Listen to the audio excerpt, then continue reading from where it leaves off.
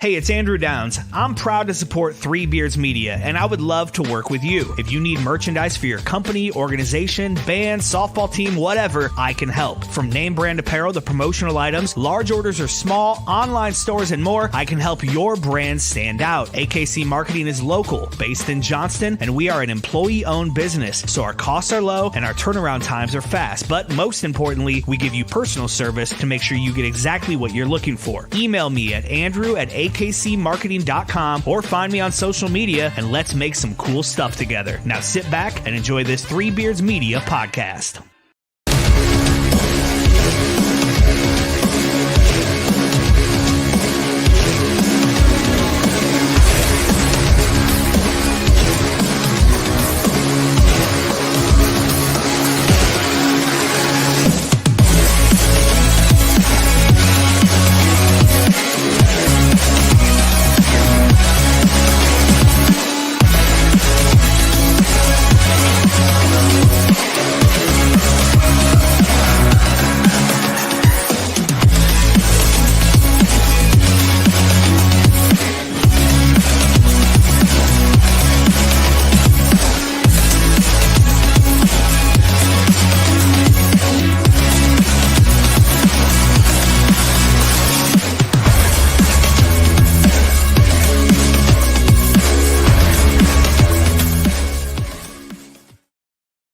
All right, everybody, welcome back into the Hawk's Eye View.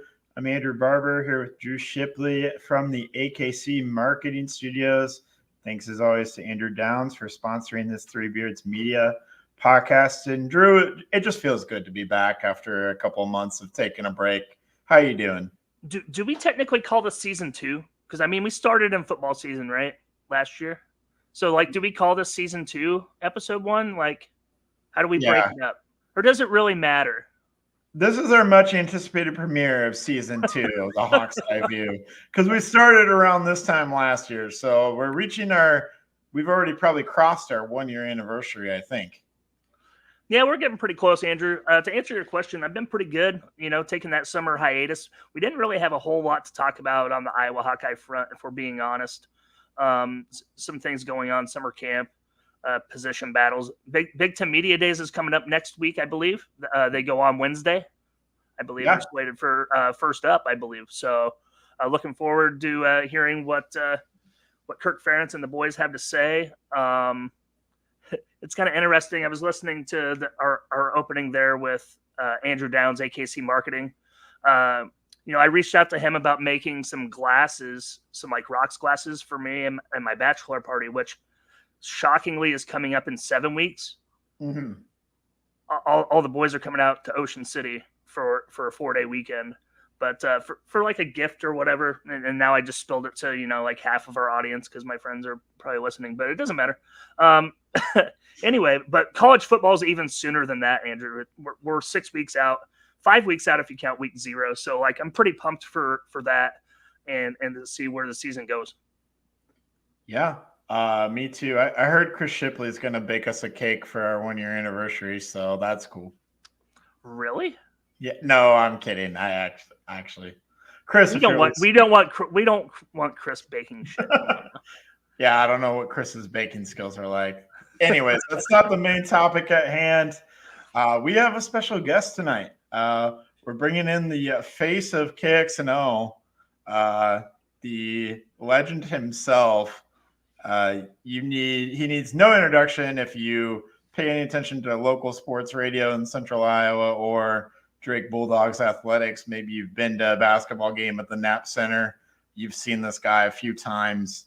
His name is none other than Sean Roberts. Sean, we are bringing you in. Thanks for being here tonight. How are you doing?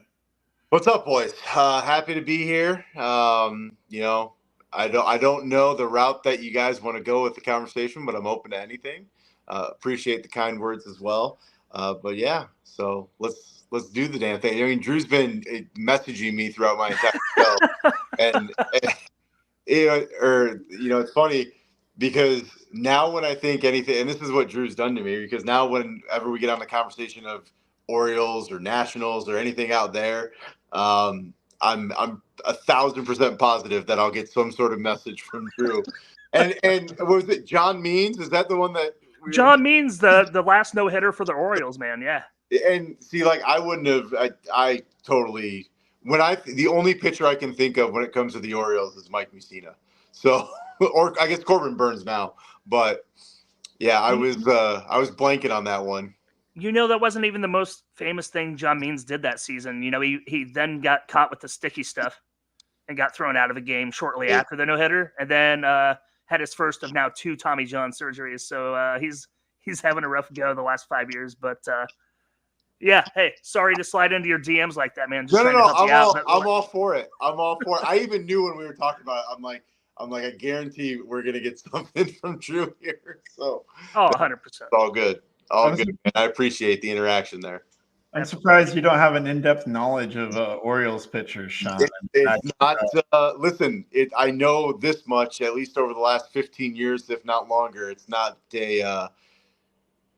It's been not a good scene from the pitching staff out there in Baltimore. So, outside of maybe a guy or two. Right. Why does the name Orel Hershiser keep coming to my mind? I don't know. I don't think. Okay. Why do they Orioles play for the Baltimore? That's great. But Grayson Rodriguez is the only other one I can name. Gray Rod.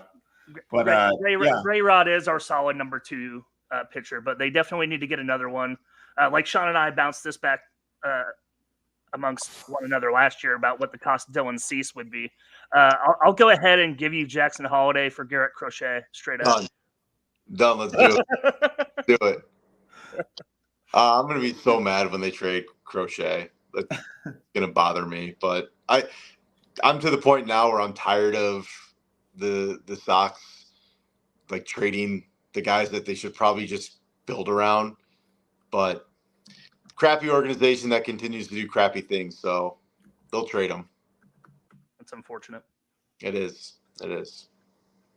But it isn't why we brought you here, Sean. If you guys want to talk baseball, we can talk baseball all we want, except the disappointing Iowa Hawkeyes baseball season, whatever.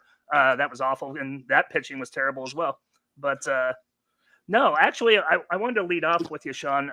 I know what brought you to Des Moines, and that was Grandview and baseball. What has necessarily kept you and your family in Des Moines? Why does Des Moines work for the Roberts family? Well, I mean, for me, I'll start with me. For me, it's I have an opportunity here to do everything I've always wanted to do. I had 2 dream jobs as a kid, and one was to be a Major League Baseball player. And quickly in high school, you learn, I don't know a right-hander throwing 87 is going to get the job done as far as, to be able to go to that next level. I knew I was going to be able to play college baseball. But actually, and this, I don't know if I've ever really talked about this, but my freshman and sophomore year of high school back in Illinois, I was like, hey, you know what? I'm going to go into the Navy. Every Roberts guy has gone into the Navy. None of them have gone to college. They were my dad, my grandpa, my great grandpa. They were all in the Navy. And I thought, okay, well, that's going to be my route too. I'm not smart enough to get into college without, sports essentially. So I just thought the Navy was going to be that route. Go to about my junior year, I started getting letters, and my dad had a conversation with me and was pretty much, if you have the chance to go play college baseball, you're going to go play college baseball. And that ended up, what happened. But I had 2 dreams. It was Major League Baseball or hosting a sports radio show. And when the baseball thing was not going to happen, and I was like, okay, I'll play college baseball. I want to focus. I want to get to a place that I think I have the best opportunity to get into that career. And when I was going through my recruitment process, Grandview was the one that had a broadcasting program, and it was close to home. I wanted to get away from home, but not to where I was going to have to, get on a plane. If there was an emergency or anything that happened, I could just get in the car and drive 5 hours. And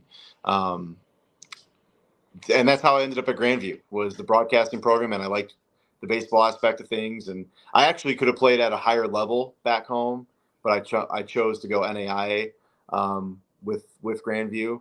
I passed up on a couple Division II schools, but a lot of that was they didn't have my major and they didn't have, baseball wise, I don't know if it would have worked with what I was trying to accomplish. But so fast forward, go through my now 10 years in October at KXNO, which is crazy to think about. And this is just where I'm happy, man. I think I've adapted to the Iowa life. My wife and I are both not from here, but we love it here. And, I don't plan on ever leaving.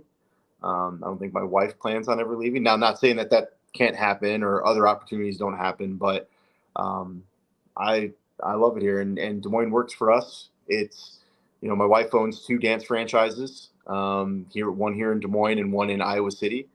And so like her businesses are here. So, I mean, we love it. We love it. And, it's in the middle for both our families. With her being from Kansas, it's about a 3-hour and 40-minute drive to her dad's farm down in Paola, Kansas. And it's about a 4.5-hour drive for me to get to my parents in Illinois. So we're kind of smack dab in the middle. So, but Des Moines works. We both have our dream jobs and we're happy and yeah. And ultimately that's all that matters. Absolutely. So great. Yeah, and you also helped out with Football Friday Night. So we're just bringing on all the Football Friday Night connections. You're a part of the show. Football Friday Night was my start, man. It was. Yeah. I remember I was interning that summer of 2012. I was interning, and Joe Quinn was the guy who was kind of helping run Football Friday Night, and my internship was coming up. Or like to end. And that was the last thing I needed to do to graduate at Grandview. And he was like, hey, what would you think about being a sideline reporter? I was like, let's do it. Like effing right. And got brought on as a, sideline reporter and part-time guy and loved it. And then a year later get hired and, eventually get over to KXNO, and the producer spot for Football Friday Night opened up. And I think I did that from, I want to say 2016 until 2020. So I did it for like almost 5 seasons. But had a blast with all you guys and Joe Stacy, who's the man. I love that dude so much, man. He's just such a joy to be around. Josh, Loftholtz, like he was great as well. Just so many, like Andrew, like you, like so many great guys, man. I mean, Tyler Allen. There's so many guys I can think of right now, Right. But no, Football Friday Night was great. And it helped launch me to where, I currently am right now. And that's why I'm so adamant about that show. Because I think it's not only important from the community aspect and from the local standpoint and just the state in general, but it's great because it gives guys opportunities to do stuff that they might not be able to do, right? Like you work a full-time job, but you always wanted to do radio and do sideline stuff or whatever the case is, you get that chance. And like Andrew, right? Like it can be a lot of fun, man. And you get to see different parts of the state and talk to different people and have fun and make it kind of your own deal, whatever game you're at. So I think it's very important, man. But yeah, Football Friday Night will always have a big part in my heart. KXNO After Dark, baby. Yeah. And it's back for 2024? It is. You 100% back for 2024. It might be even new and improved too. There might be some new things coming. It might be expanded. I don't know. If Joe Stacy, if you're listening, you can comment if you want to. But,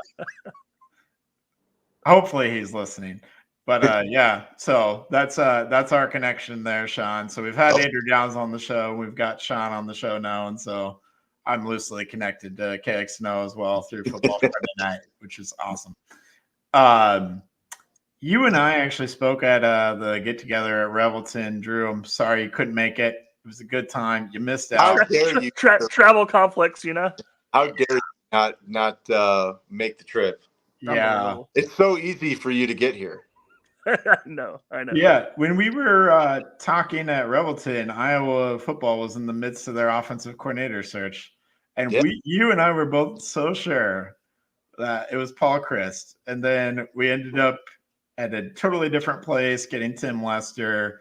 Just curious what you thought about the Tim Lester hire, all of that. I know you probably talked about it quite a few times on your show on KXNO, but I just wanted to see your thoughts kind of on Tim Lester and the upcoming Iowa football offense.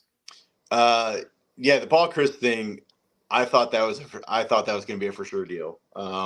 Just from some of the conversations that I had at that time with some people, and it just seemed like that's where it was trending. And I think everyone would have been like, okay, not the sexiest hire, but you're not going to get the sexiest hire, right? We're talking about the Iowa offensive coordinator job. We're not talking about the head coach of the Dallas Cowboys or anything like that, right? Like, so there's you kind of have to look at your expectations of things.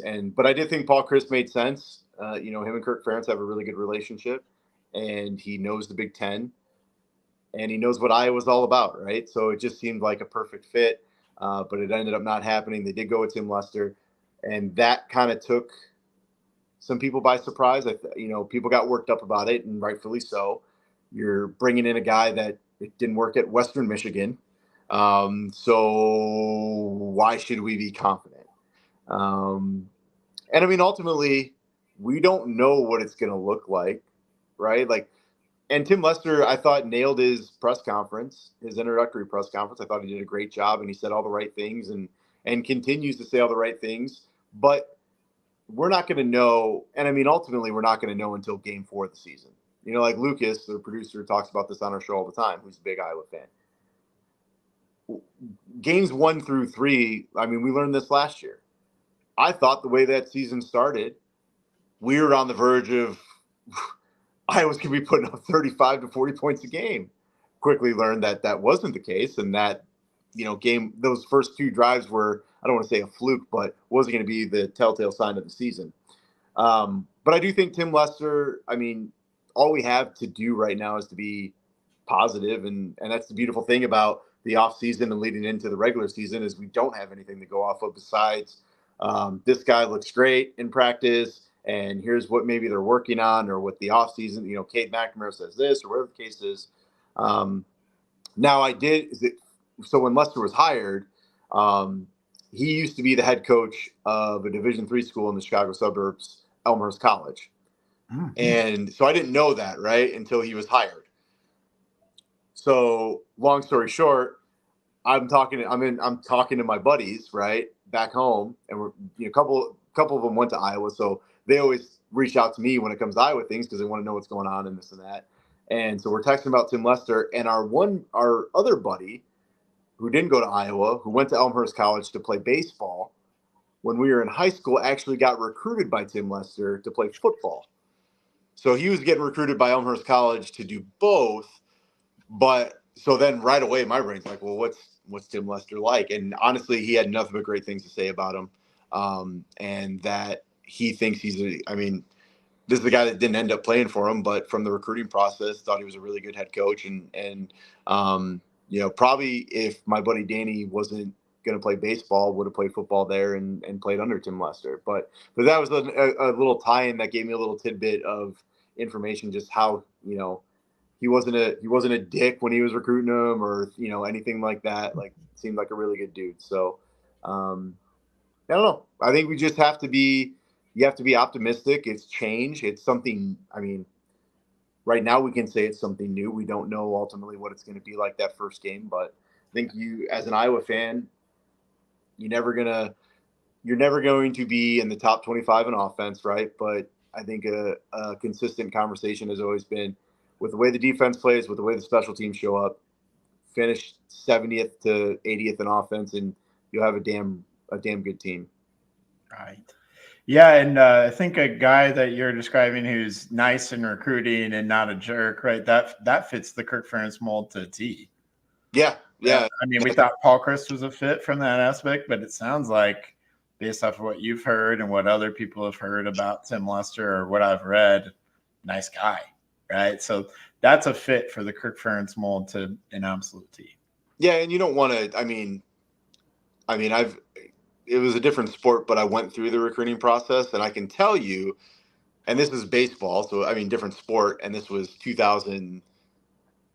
I'll do my JUCO days, so 2008 when I was getting recruited out of my JUCO, and you could tell there was a difference in every coach, right? Like Lou Yasinich at Grandview was straight up, he was funny, and I just was like, I kind of want to like talk to this guy. I mean, and know more. Like he seemed like a great guy that you want to play with, right?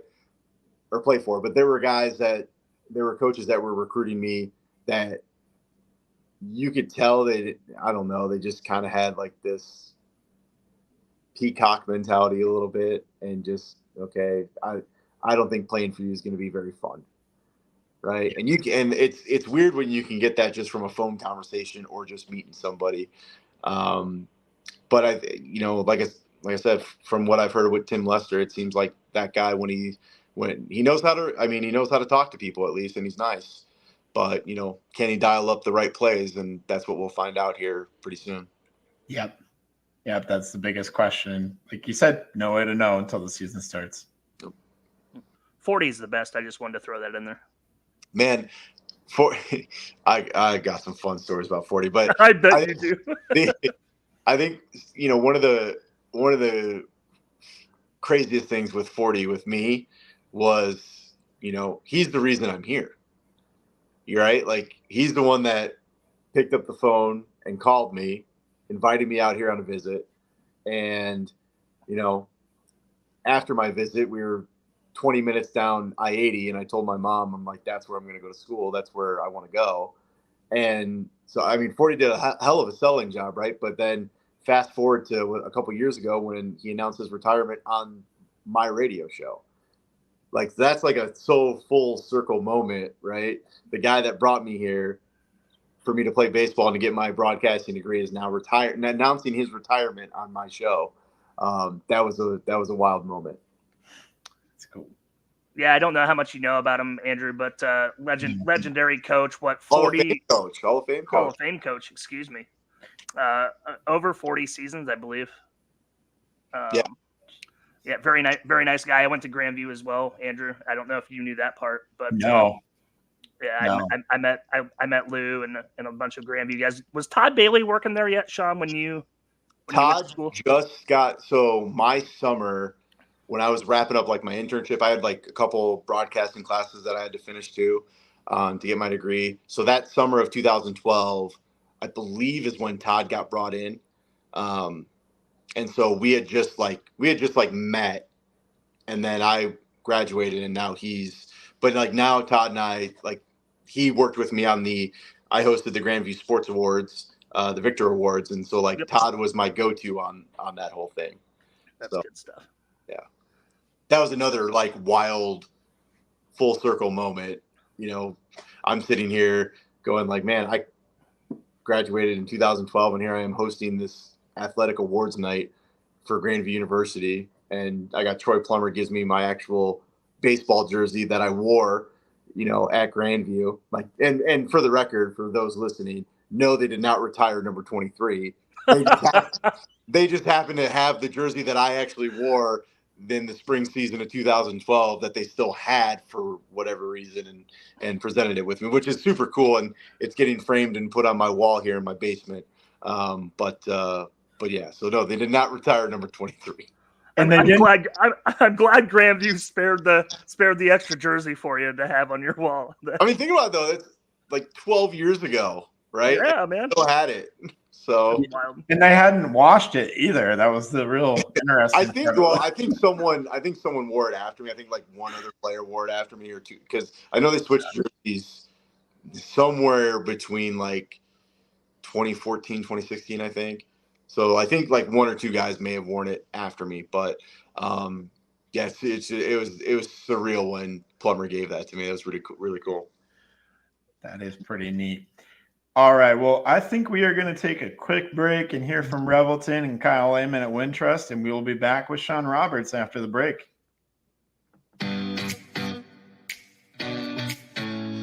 Making great tasting bourbon requires the perfect combination of ingredients, conditions, and time. The longer it rests, the better it tastes. Revelton Distillery's new single barrel bourbon is made from 80% corn, sourced 100% from Iowa farmers. And unlike mass-produced bourbons, each barrel of Revelton's single barrel bourbon is unique, proofed on when it tastes best. As they like to say, it'll be ready when it's ready. And to ensure the highest standards of quality and flavor, owners Rob and Christy Taylor oversee the production and bottling. Every single barrel. Iowa-born, Iowa-aged, Iowa-bottled. Try the new single-barrel bourbon from Iowa's own Revelton Distillery. ReveltonDistillery.com.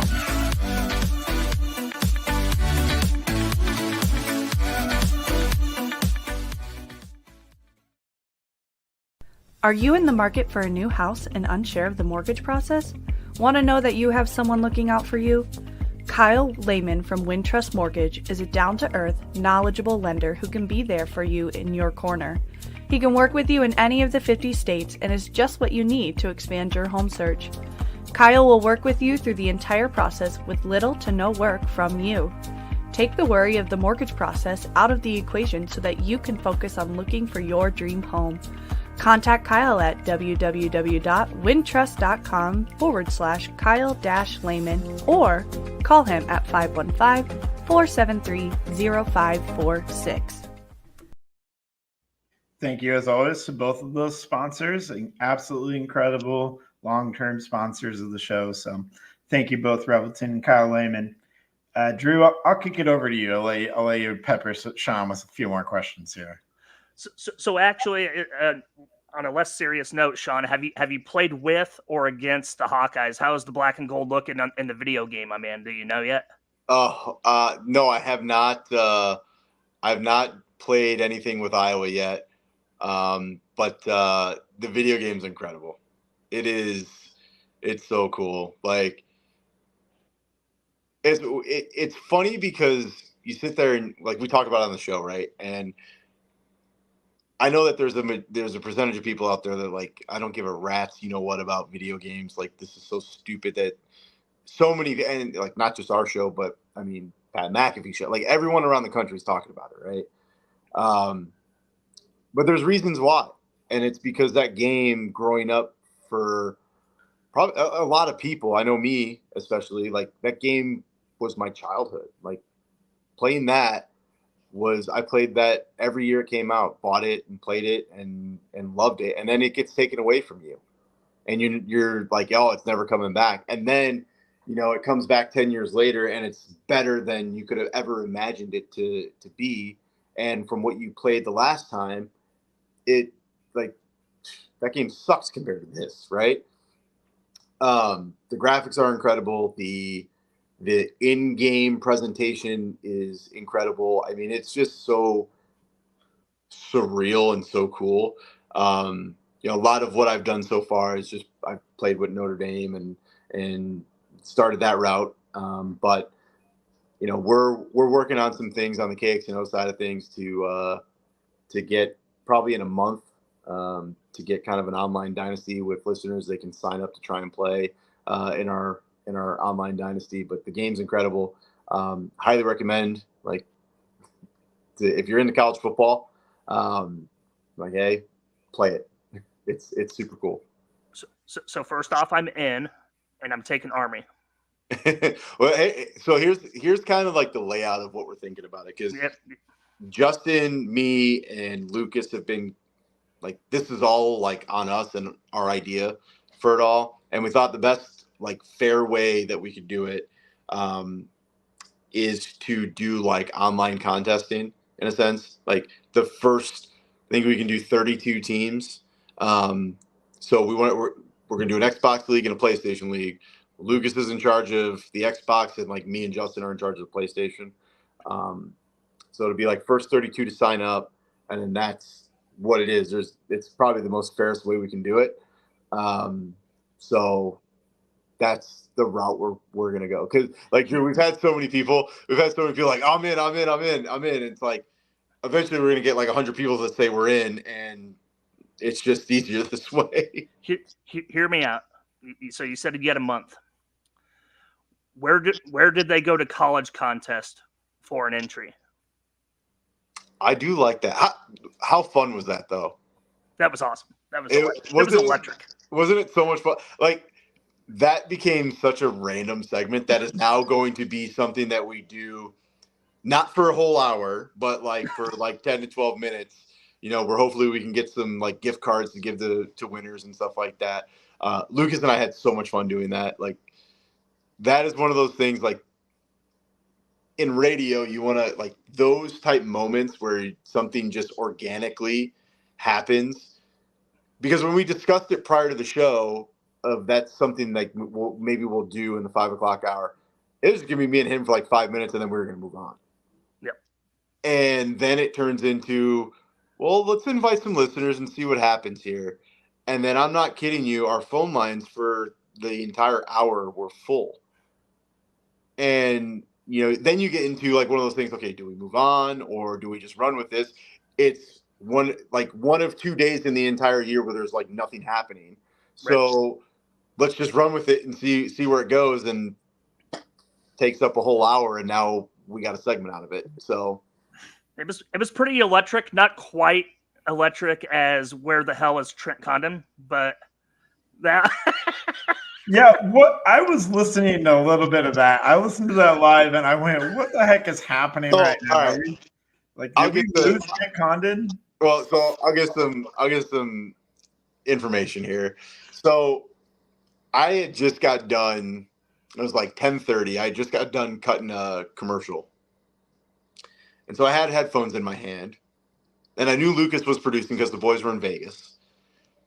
And it was like 10:55, and I walked in to the production or the producer studio, and just to see how like Lucas was doing, I was like, just want to say hey, and then schedule what time we're putting later. And Lucas is like, I haven't heard from any of them. I was like, what do you mean you haven't heard from any of them? I'm like, Ken is like he's like somewhere 2 hours prior to when he needs to be there. I was like, how have you not heard from anybody? He goes, I've texted Trent. I haven't heard from anyone. As we're having this conversation, I'm like, well, I mean, we got to go on the air. We're not going to put it in national programming. I got headphones, so I'll like, it's one of those, like, it's go time, right? As we're having that conversation, it's like 10:58, Ken calls on the hotline, and he's like, I can't find Trent. I don't know where he is. I'm down. He's like, I'm down at the cabana, at Stadium Swim, ready to do the show. I don't know where Trent Condon is. He's like, he's not answering anything. So I'm like, all right, Ken, like we're going on in like a minute. I'll bring it in. Like Lucas and I can have some back and forth, and then we'll go to you on the phone, and then we'll just like essentially go segment by segment to try and figure this whole thing out because no one knew where TC was. We get on the air. And it's one of those moments where you're sitting there going, I want to have so much fun with this and joke about it, right? But also at the same time, you want to make sure he's okay. He's in Vegas. You don't like, he had a tweet that was out at like 3 a.m. So we're like, my mind is going, this dude had the night of his life out in Vegas. And I was like, he overslept. That was my initial thought. Now, when Ken was on the phone with us on the air and he's like, guys, I'm going to get off the air. I'm legitimately worried about him. Like, that's where I was like, okay, like we're going to take a step back, and just see what happens. So I text Justin like, hey, Lucas and I are doing the show essentially. If you want to come up here and just like shoot the shit with us for a little bit and, we'll just see where this whole thing goes, but none of us can get a hold of Trent. We don't know where he is. So Justin's like, yeah, I'll be up in a little bit. Justin steps in the studio, goes, I just talked to Trent. I'm like, what do you mean you just talked to Trent? Where's he been? I'm like, he didn't answer for anybody else. He's like, yeah, he overslept and he's going to do the show. I'm like, okay, well, now that we know that he overslept, now it's full go. Now we're, but it also was some of the funnest radio. I'm telling you, like some of the funnest stuff is just like the most random, organic things, right? Where you're almost just like flying by the seat of your pants. Like that's how it was yesterday for us. We're just flying by. We don't know what names people are going to throw at us or whatever the case is. But like with TC, and that is such an unlike Trent Condon thing. Like TC and Ken they're so on top of their game and they're great dudes. And Trent is like the nicest human being in the world and will do anything for anybody. And so like that's where it was so out of character that we were like legitimately concerned that something had happened to him. I mean, Lucas called the front desk. He looked up the newspaper. He looked up, like he was trying to do, like he was on the phone with Circa Security, trying to do a wellness check. I got Heather texting me saying that, if need be, Paul has a contact with the Las Vegas Police Department. We can like knock on some doors. And then throughout all this, right? This is my favorite part. Well, like Murph sends Lucas a text about a man that got lost in Vegas, and Murph wasn't even listening to the show. He had no idea TC was missing. So Lucas gets this text, and he's like, "Oh, Murph just texted me an article for some random dude from Arkansas that got lost in Vegas or whatever the case was." But Murph had no idea, like, the gravity of the situation that time he had sent us a missing person in Vegas newspaper article. So, like, it was the most crazy 45 minutes ever. Like, but it's one of those, like, you can have fun with it and you can roll with it. And TC owned up to it, everything. And it was a lot of fun. And I'm glad, obviously, that he was okay. But when Ken, like, legitimately got worried, that we all got worried because, the fact that Ken wanted to get off the radio, that was a telltale sign that, all right, let's hold off on all the jokes. And then once he was okay, then it was now we can give him shit forever. Oh, I'm sure that last hour plus baking in the sun on the roof of Stadium Swim, Trent Condon just sweating out the booze. I texted him. It's like one of those, as someone that has overslept, the last thing you want to do is draw attention to it, right? Like, you don't want anyone tweeting about it. You don't want anyone talking about it because you're embarrassed. And you also don't want, like, the wrong people to see it. Right. That could eventually get you in more trouble. So I texted TC while he was on the air. It's like, hey, you still good to come on our show later today to talk about Big 12 Media Day? And he just goes, "LOL, yes. I'll hop on with you guys." I was like, all right, when do you want to come on? 3:25, 5:25 is like the earlier the better. I just need to I just want this day to be over with. So no, TC is awesome though. But that was a fun morning, man. Random morning. So. Yeah, for sure. Yeah, so you've been playing a lot of college football, doing a lot of Notre Dame. What are you looking forward to about Notre Dame football? I know this is a Hawkeye show, but I figured we got to ask you a little bit. I mean, you guys got a new quarterback, right? Riley Leonard is coming in. Transfer from Duke. Yeah, and then who else? Give us some other names, because I feel like here in Iowa, we don't really know anything about Notre Dame football. Mitchell Evans, the tight end, got hurt last year. I think it was actually – was it during the Ohio State game or after? But he's probably – I mean, he's going to be a first-round draft pick. He might be the first tight end overall selected. He's an absolute stud. They went hard in the transfer portal from the receiver end, which they needed to. They needed to revamp their entire receiver group, and because they got rid of their receiver coach in the offseason. And so when he left, like their young freshman and sophomore receivers, the guys that showed promise last year for an already like depleted receiving core, they bolted. And so, of course, in today's day and age, guys go in the transfer portal, especially like essentially almost an entire position group going to the transfer portal, everyone loses their mind as far as the fan base goes. And so they had to attack the transfer portal. They did. They have Jordan Faison, who is, you guys can just Google him. He's one of the craziest stories ever. He last season he was a walk-on football player. He was on scholarship, full ride scholarship for lacrosse. So he's on the practice squad at Notre Dame, and it was like 2 weeks into the season or whatever, and he's on the practice squad making what was a really, really, really good Notre Dame defense look stupid. And so Marcus Freeman's going, who the hell is this guy? Why isn't he playing receiver for our ones right now? So he ends up getting some work with the ones, has a great game against Louisville, who ended up beating them, but has a great game against Louisville, and then ultimately gets taken off lacrosse scholarship, gets put on full ride scholarship for Notre Dame football, then has a great year, ends up being the bowl game MVP. Then he just wins a national championship with Notre Dame lacrosse, which is wild, right? And he's become just a fun story and one of their top receivers. Tyler Buckner, who played quarterback at Notre Dame, started the game against Ohio State 2 years ago to start the season on the road, who transferred to Alabama last season and played, I think he started the second game for Alabama against USF.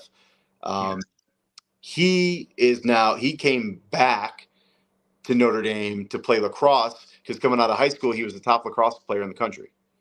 But lacrosse player be quarterback for Notre Dame, he wanted to go play quarterback for Notre Dame, right? The audacity of being just an athletic freak. But he's back now. He's on scholarship for lacrosse, and now he's playing receiver for Notre Dame on football as essentially a walk-on. So I would say the receiving core is revamped. They got a kid from FIU who is their top receiver. They got a kid from Clemson who is their top receiver. They did what they needed to do offensively. The running back position is loaded. They have so much depth there, just like they did last year. You lose Audric Estime to the NFL, but they're loaded. They're deep. They're about 3-4 deep at the running back position. Defensively, might have the best secondary, if not the best secondary in the country, or one of the best secondaries in the country. Benjamin Morrison, arguably one of the best corners in the country. He'll go in the NFL draft next year. He'll be a junior this season. Xavier Watts, who was he won the award over, was it Cooper? I think it might have been Cooper. For second, I forget what's the award called again? I can't remember. Thorpe Award for the best defensive back. Yeah, so he won that last year. He's coming back. That guy had like a pick six every game. It was crazy. I think USC he had a pick six, he had another interception, he caused a fumble, he recovered a fumble. Like in one game, essentially almost wrapped up that award against Caleb Williams last year. So defensively they're going to be good, but the biggest thing that I'm excited about is they got LSU's offensive coordinator who just Jane Daniels won the Heisman Trophy last year. So they got LSU's offensive coordinator, took him from Brian Kelly, which is even sweeter.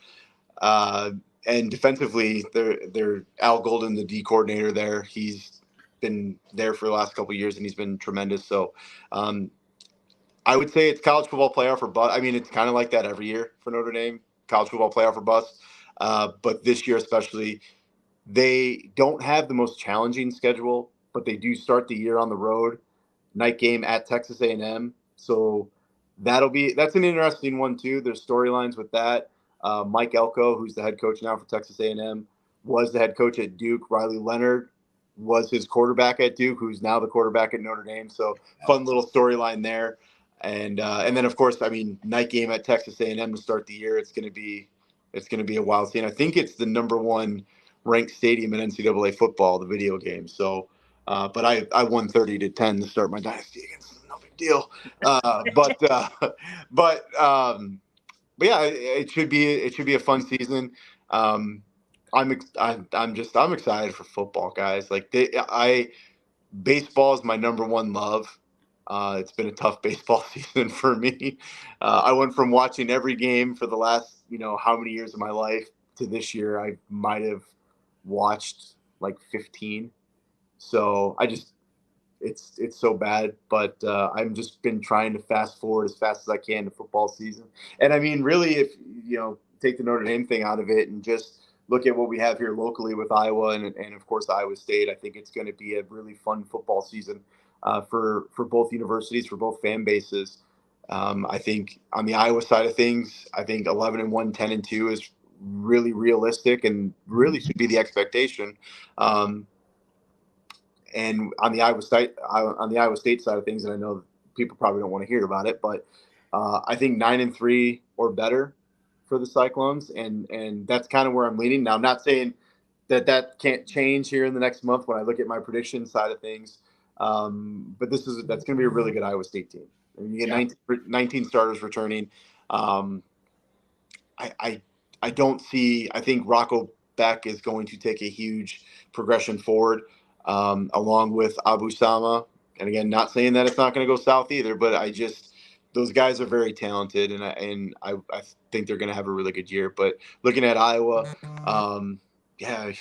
shit, man. That as long as Cade can stay healthy, but the good thing is you got Sullivan now as the backup, and that is something that was crucial for Kirk and this coaching staff was they had to go get a quarterback in the portal, no matter who it was going to be. And so I remember when Sullivan entered the portal right away, Iowa was linked to him, and Tim Lester has a good relationship. I believe recruited him at Western Michigan. So that was kind of going to be a slam dunk. And then it was like, okay, when is it going to be official? But I'd be lying if I didn't say that I wasn't excited for them to possibly have General Booty as their backup quarterback. Man. Dude, General Booty would have been the best. The fun that we could have had with that one, right? And I mean, really the entire state would have had fun with that. But no, I think I was in a good position, man. I think Caleb Brown will probably miss a game, I would assume, coming up, but that'll be early on. So probably miss the first game or at least a half in game one. But Caleb Brown solidifying that number one receiver slot. You saw what he was able to do last year, and he's an electric player. And then obviously the tight end position I was always really good at. And defensively, you know that they're going to ball out. So I think 11-1, 10-2 for the Hawks. And I mean, you don't know where the Big Ten's going to end up, but I mean, if you're a Big Ten team and you do well enough to get into that Big Ten championship game, the way the conference is set up now, I mean, you got a really good shot to set yourself up to be able to make that 12-team playoff, right? The Big Ten and the SEC are probably going to, as long as it's competitive, right? Like, and it's obviously you're going to get one team in no matter what because they won the conference championship game, but shit, man, if you go 11-1 and you end up in Indianapolis, you gave yourself a hell of a chance, no matter how it goes in Indianapolis, to maybe sneak in as that 11 or 12. Yeah, the Big Ten and the SEC really kind of bullied the rest of the conferences and the structure of how many teams get in per conference. Yes, they did. The interesting part that I look forward to following this season, Sean, is how you're going to select two teams to play in your conference title game when you have 18, 20 teams in your conference now.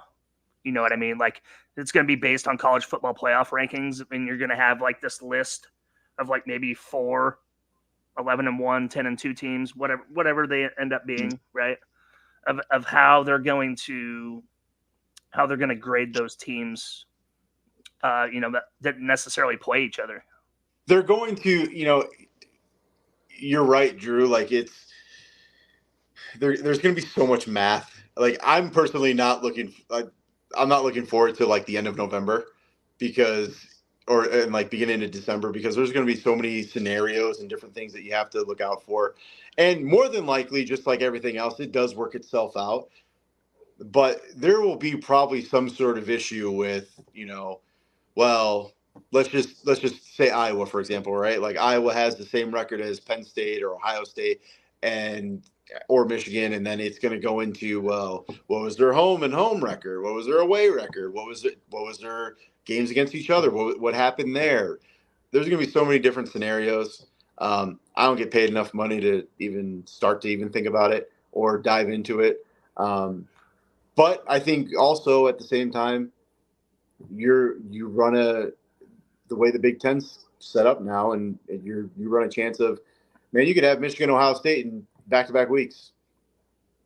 You could have 2 games in a row, Michigan, Ohio State. You could have Michigan, Penn State, Ohio State, Penn State. Oregon, throw Oregon into that conversation now. I'm not going to throw Washington because I don't think they're going to be that good this year. But, I mean, there's so many different options with what can happen. But it's going to be interesting. You're not wrong. Or you could be USC and have to go to Iowa and Wisconsin back-to-back in late November. They fucking suck. Fuck them. Yeah, I know.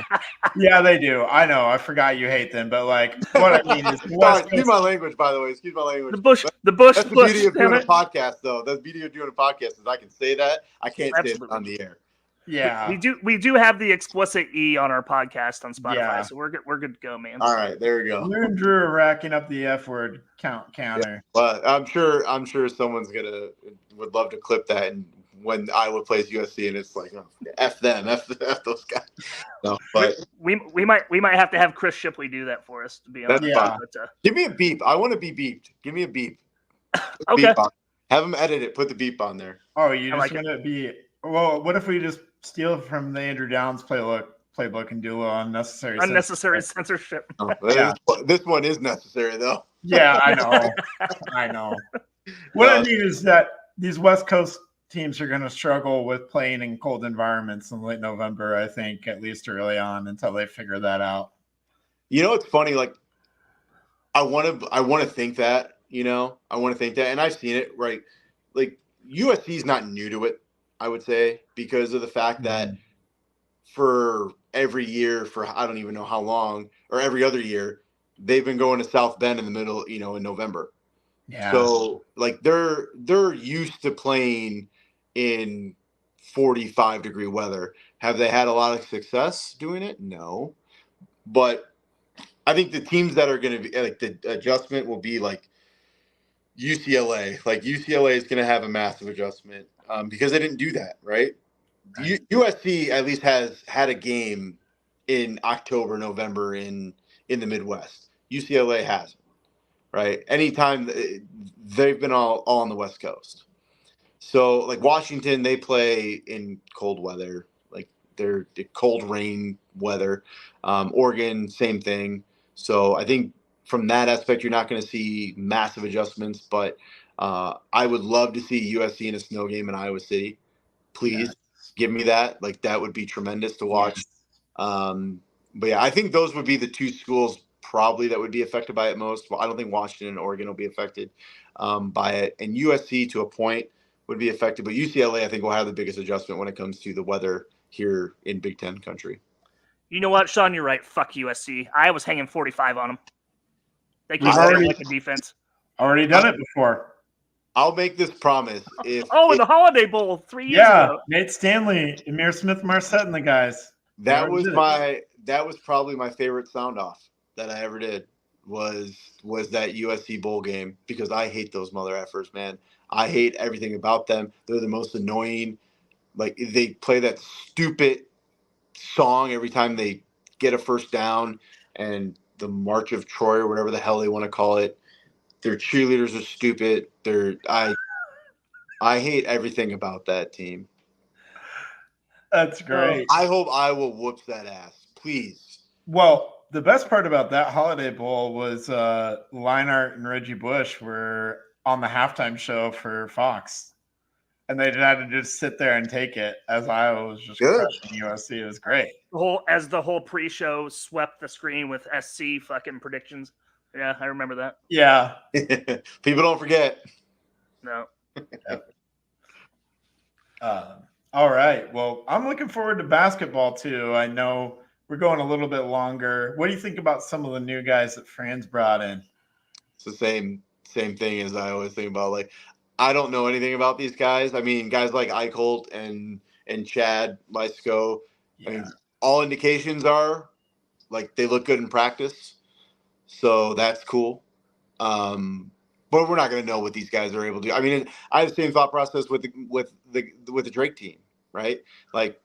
I'm not going to know what this team looks like until December or when you get a lot of new guys, essentially, I mean, it's not like you can look at what they've done in the past, but so many of these guys come from lower level conferences and stuff like that. So you have an idea of how they can play, but you really don't know how it's going to mesh when you get into conference play, or you get into playing like legitimate contenders, like say in Iowa State, right? Like you don't know how this Iowa team is going to match up against a team like that until it's played. So from the basketball front, like Owen Freeman is going to be, you know what you're getting from Owen Freeman. He's probably going to be held a lot better. So like you have guys that you know what to expect, but the guys they brought in, I mean, I could read David's articles all I want. I could talk to David. I could talk to Chad and read all their newspaper articles. Like, oh, at practice they were throwing oops. Well, that's great. The damn Chicago Bulls are throwing oops at practice too, and they suck. So, like, Yeah. you know what I mean? I'm not saying that I was going to suck, but you know what? Like, it's hard to get excited about practice stuff, and that's like the biggest thing that we're about to fight here for the next month, because all we're going to get is reports going into football season about practice and how well the offense looked against the number 2 defense, and Cade McNamara hasn't missed a pass in 7-on-7. All right, well, that's great. Do it against Iowa State. Do it against Washington. Do it. Like, that's the stuff that it gets very hard to. I'm a victim. Like, I do it all the time. Heather makes fun of me all the time because I get so hyped up about stuff that, well, we don't know what this team's going to look like when kickoff happens. Yeah, but David just said this. They had just had the greatest 2-minute drill of all time. So, like, let's go. I was putting up 35 points a game this.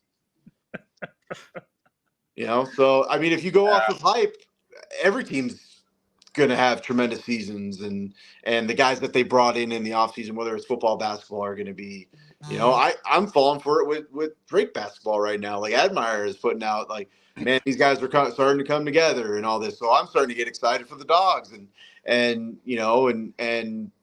realizing today with them winning the pregame hype video of the season in the Missouri Valley Conference, that everybody in that video outside of one person is gone. So, like, that's a harsh reality as well. So, I don't know. I would say you can be positive and look forward to basketball season, but I mean, I don't think it's not going to be a season that Hawk fans are going to remember for years to come. I think it's going to be a little bit better than last year, right? But I don't think it's going to be anything that you're going to be like, man, this was the greatest Hawk season ever, man. We might not have made it to the Sweet 16, but remember, I don't think it's going to be a season like that. I think you just need to focus. Hawk fans need to focus on let's try and get into the NCAA tournament. It's not a season. It's not a season like when a couple years ago with like Garza and those boys, and it was, man, Sweet 16 or bust, right? And the only team that got a COVID pass we had to play in the second round. Yeah, that was pretty cool. Oregon and Bowl just trucked us. Just ran them off the gym. That wasn't Bowl, actually. It wasn't Bowl? No, it wasn't Bowl. Oh, okay. That was like Chris Duarte and some other guys. You're the basketball guy in the program, Andrew. I'm not. But I did see Caruso for Giddy, Sean. What the hell is that? Some Bulls being Bulls. Oh yeah, okay. Bulls being Bulls. There's a trend here. Think about this, right? The Bulls have a franchise player in Zach LaVine, who they gave a max contract to. The Bulls are now trying to trade said franchise player to contending teams. Said contending teams are pretty much giving the Bulls a middle finger. So what does that say about your franchise player that you gave a max contract to? It means he's not the player you thought he was going to be or think that he is. And so I think there's a harsh reality when it comes to the Bulls, and they're in the rebuild process right now because they're in basketball hell. They are in NBA basketball hell. They're not good enough to go far in the playoffs, but they're not bad enough to not make this play-in tournament. So you're going to constantly be being mediocre where you're playing in the play-in tournament, but you're getting the number 11 draft pick. Never going to do you any good. You also play for a owner that will never spend money on anything. So And frankly, and I've said this on the air, the Bulls don't have to. They don't have to, because no matter how good, no matter how bad that team is, the United Center is going to be sold out every game. They're going to be top 5 in merch sales every single year, because they will always and forever live off the Michael Jordan years. You go to the United Center, there's a Michael Jordan statue, right? A little kid gets a picture with it. He becomes a Bulls fan. Now Dad, we got to go to every Bulls game we can every time we're in the city. And it just turns into, I could go on an hour about that. The pregame music, the running of the Bulls into downtown. You buy into it, man. You buy into it all, and then you realize very quickly that, that owner, Jerry Reinsdorf, nothing's going to change. Nothing's going to change. Their best shot was those Derrick Rose years, and it's a shame that those years were derailed by injuries, because those teams will always have they never won anything, right? Like, they made it to the Eastern Conference Finals. That's as far as they went. But those teams will always be important to me, because those were some fun years for me as a fan, with Rose and Noah and Dang and just the run that those guys had. Korver. Don't forget my guy Korver from Pella, Iowa. Oh, no, Korver was a huge I love those teams because Korver was a part of it as well, so it was great. He was a huge part of that team, and thank God, because they had no one on that team that could make a three outside of him. So like, those were the Tibbs days, man, where you're sitting there, you're holding teams to 60 points and you're winning 65-60 in the damn NBA.